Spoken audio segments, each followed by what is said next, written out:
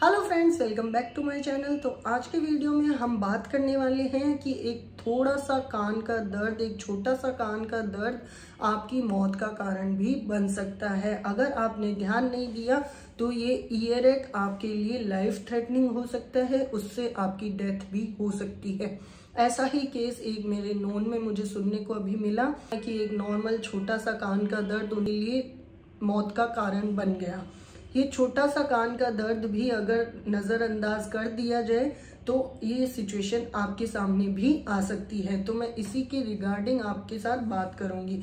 उससे पहले thank you so much to all my followers कि आपकी वजह से मेरी फर्स्ट यूट्यूब पेमेंट मुझे मिल गई है और आप सभी की वजह से पॉसिबल हो पाया है।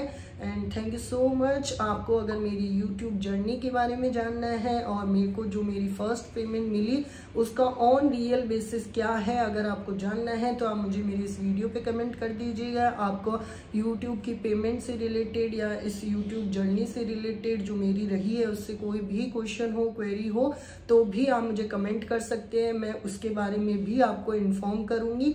यस, बहुत से ऐसे चैनल्स हैं जो इसके बारे में बताते हैं और हर कोई अपनी जर्नी को शेयर करता है, बट समवेयर मैंने देखा है कि जितना एग्जैक्ट होनी चाहिए उससे कुछ ज़्यादा ही बढ़ा चढ़ा के वो लोग आपके साथ शेयर करते हैं।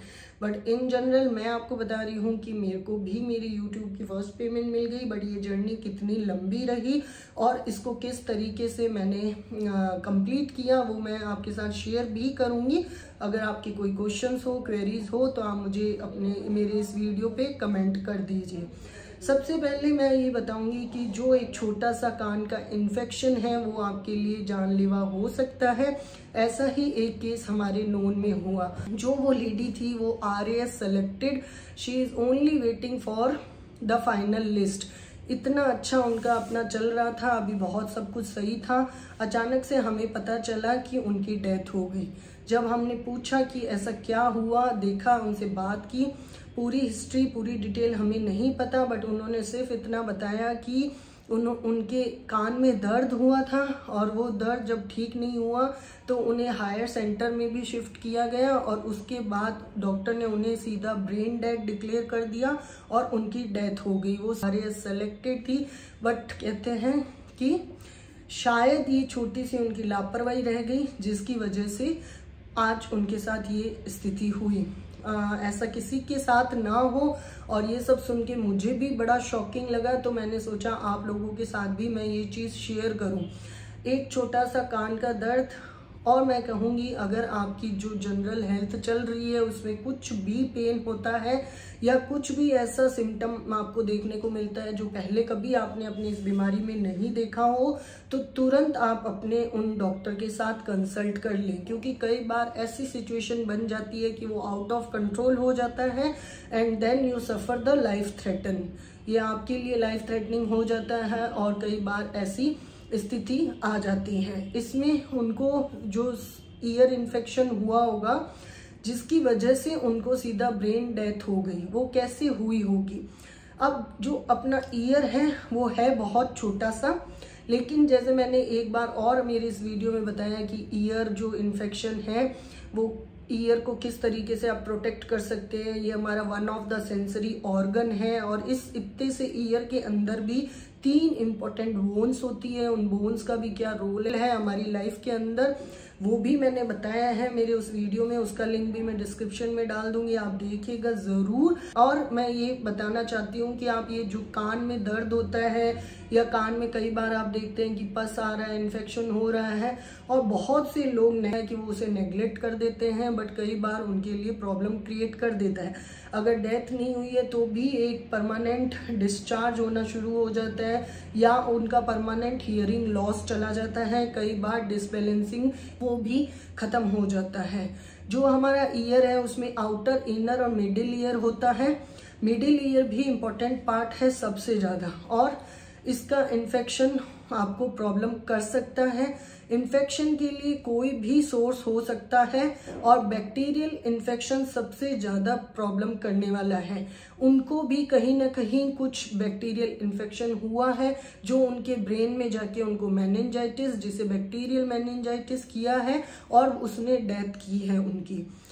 जब भी आपको ईयर इन्फेक्शन होता है, सबसे पहले तो हमें बहुत से ऐसे छोटे सिम्टम्स दिखते हैं जो बहुत ज़्यादा कंप्लेंट्स को एक दूसरे की मिमिक करते हैं, तो हम कंफ्यूज हो जाते हैं कि ये हमारे ईयर का इन्फेक्शन है, कि हमारी बीपी की वजह से है, कि हमारे जिनके बीपी और शुगर रहता है तो वो ऐसे कंफ्यूज हो जाते हैं कि बीपी की वजह से है कि शुगर की वजह से है।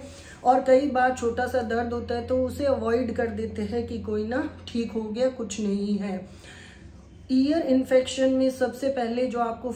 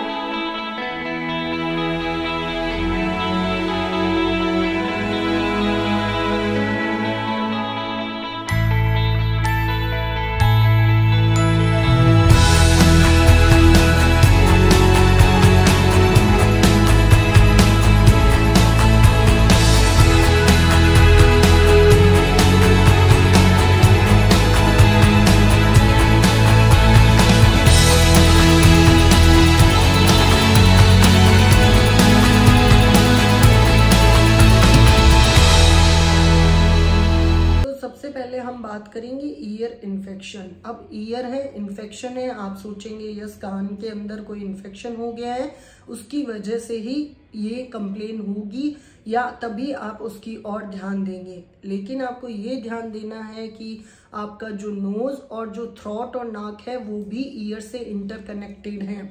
तो अगर आपको कोई कफ कोल्ड होता है, कोई रेस्पिरेटरी अपर रेस्पिरेटरी ट्रैक्ट का इन्फेक्शन होता है या फिर एडिनॉइड्स होते हैं, मम्प्स होते हैं, कुछ भी होता है, तो ये आपको डायरेक्टली इनडायरेक्टली ईयर पे भी इफेक्ट कर सकता है। ईयर इन्फेक्शन के अंदर बैक्टीरियल, वायरल, फंगल किसी भी तरीके का इन्फेक्शन हो सकता है, बट बैक्टीरियल इन्फेक्शन बहुत ज़्यादा प्रॉब्लम करता है, किसी भी ऑर्गन का हो। तो ईयर इन्फेक्शन में ज़रूरी ये नहीं है कि सिर्फ कान के अंदर ही तकलीफ हो। अचानक से आपको ऐसा लग रहा है कि कान भारी हो रहा है या फिर आपको लगता है कि कान में दर्द फील हुआ, हल्का हल्का कभी दर्द फील होता है, कभी ऐसा लगता है हियरिंग लॉस है यानी सुनाई देना कम हो गया है, और साथ ही अगर पस डिस्चार्ज हो रहा है, पानी आ रहा है, तो that is the clear sign of infection. उस दौरान आपको ये भी ध्यान रखना है, जब आपको कफ कोल्ड हो तो आपको अपने कान को भी बचा के रखना है।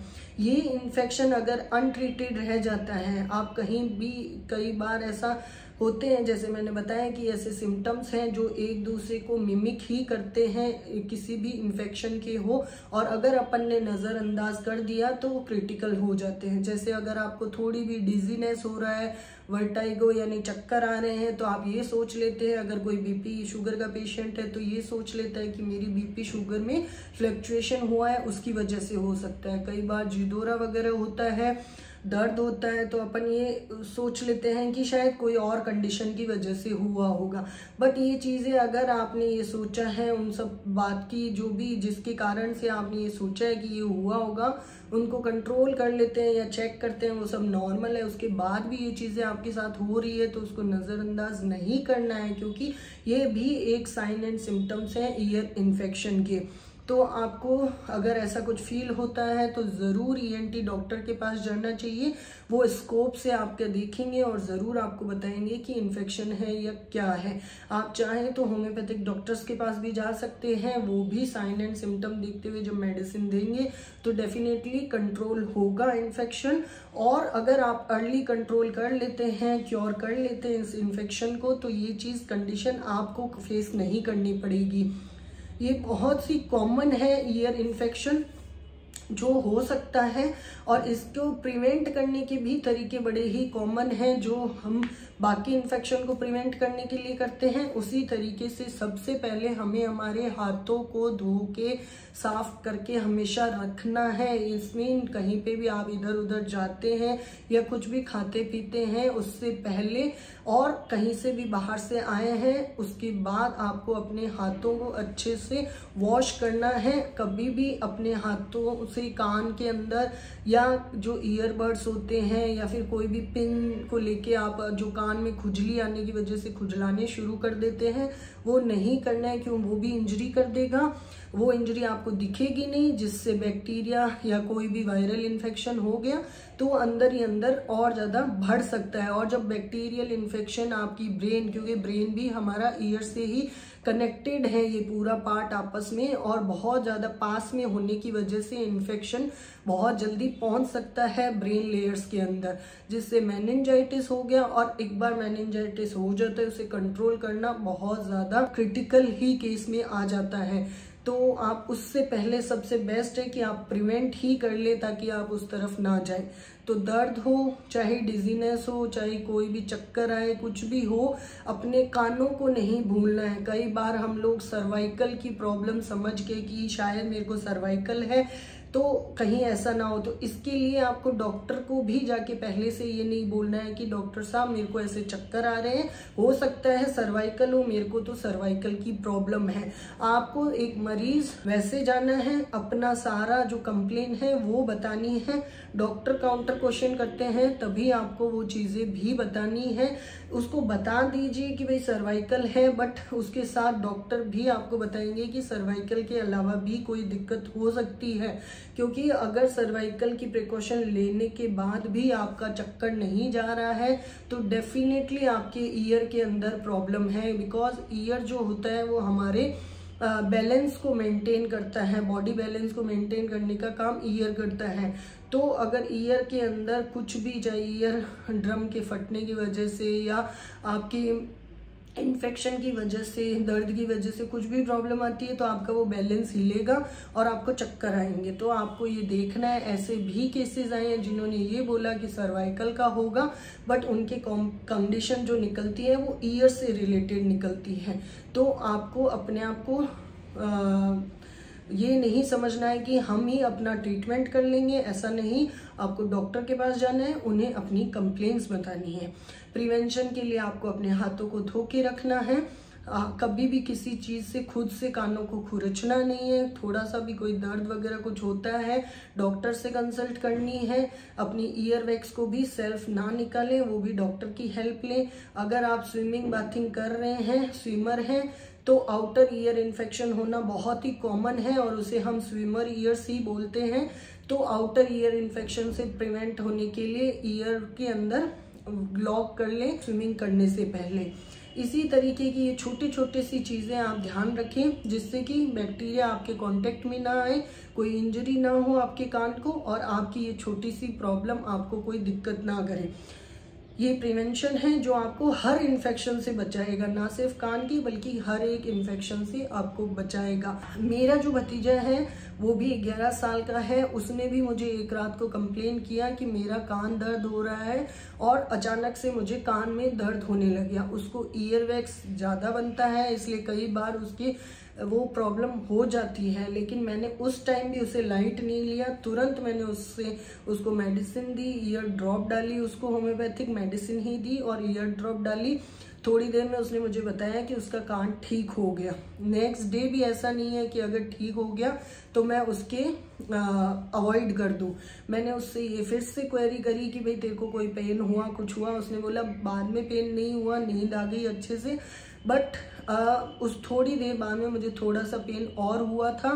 और उसके बाद मैंने उसको 2 दिन 3 दिन के लिए वो ईयर ड्रॉप और जो दवाई है वो दी। अच्छे से उसका जो ईयर वैक्स था उसको ड्रॉप ने ख़त्म कर दिया, और जैसे ही वो वैक्स लूज हुई और उसका वो पेन चला गया। तो ईयर वैक्स भी ईयर एक कर सकती है, दर्द कर सकती है कान में, लेकिन ये आपको जानना ज़रूरी है कि आपकी हिस्ट्री क्या है। अगर आपको पहले कभी ऐसा दर्द नहीं रहा है, अचानक से हुआ है, तो तुरंत आप अपने डॉक्टर के पास चले जाएं।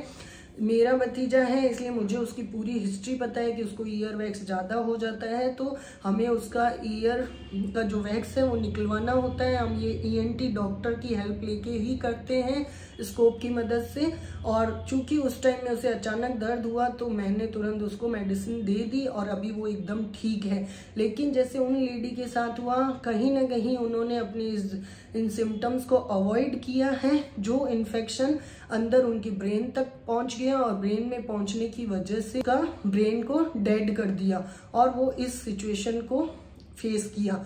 अब ये इतनी छोटी सी बात थी, लेकिन सुनने में जब हमें पता चला तो मुझे लगा कि मुझे अपने सभी फॉलोअर्स के साथ भी ये चीज़ शेयर करनी चाहिए कि अगर आपको ईयर एक भी होता है तो इसको नज़रअंदाज ना करें, उसको ध्यान रखें। कोई भी तरीके का इन्फेक्शन हो सकता है और ईयर बहुत ही इम्पोर्टेंट पार्ट है, प्लस आपके ब्रेन जैसे इम्पोर्टेंट पार्ट के पास है, ऑर्गन के साथ है अटैच्ड, तो उसकी केयर तो सबसे जल्दी करनी ज़रूरी है। इसलिए मैंने आप लोगों के साथ ये वीडियो शेयर किया है।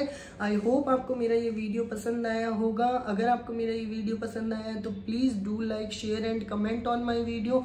Also please subscribe my channel and share with your family and friends. ये बहुत छोटी छोटी चीज़ें हैं बट बहुत ध्यान देने वाली है, और अपने दोस्तों के साथ, अपनी फैमिली के साथ इसे शेयर करें ताकि उन्हें भी इंफॉर्मेशन रहे। और कोई भी कंप्लेन हो आप प्लीज़ डॉक्टर से सजेशन लें, फिर ही अपना ट्रीटमेंट करें और तुरंत एक्शन लें। ऐसे नहीं कि हम वेट करें 2-3 दिन 4 दिन और फिर उस पर कोई रिएक्ट करें, क्योंकि इतने में तो आपका इन्फेक्शन अपना क्रोनिक रूप ले लेगा। तो उससे बचने के लिए यही ज़रूरी है कि आप तुरंत ही डॉक्टर कंसल्टेंसी ले लें। आपको किसी भी प्रॉब्लम के लिए मुझसे अगर कोई कंसल्टेंसी चाहिए तो आप मेरे नीचे डिस्प्ले व्हाट्सएप नंबर पे मुझे मैसेज कर दीजिए, मैं आपको रिवर्ट बैक करूँगी। और साथ ही मेरे इस वीडियो को प्लीज़ लाइक करिए, शेयर करिए एंड कमेंट करिए अगर आपको ईयर से रिलेटेड या फिर जो मेरी यूट्यूब जर्नी है और उसकी पेमेंट है उससे रिलेटेड कुछ भी क्वेरी है, उसके बारे में जानना है तो कमेंट कर दीजिए। तब तक के लिए stay healthy, stay safe, take care, bye bye.